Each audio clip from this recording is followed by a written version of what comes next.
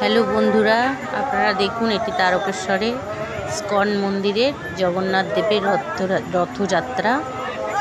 খুব ভালো লাগছে, কত মানুষের ভিড় দেখুন, তবুও ভালো লাগছে। প্রভু জগন্নাথের রথের দড়ি ধরতে পেরে বেশ ভালোই লাগলো, আনন্দ লাগলো। এত ভিড় ঠেলাঠেলি, তবুও ভালো লাগছে। দেখুন জগন্নাথ দেবের আরতি হচ্ছে। আপনাদের কেমন লাগছে বন্ধুরা বলবেন কমেন্টে। হ্যাঁ, দেখুন, দর্শন করুন জগন্নাথ বলরাম সুভদ্রাকে। জয় জগন্নাথ, জয় জগন্নাথ।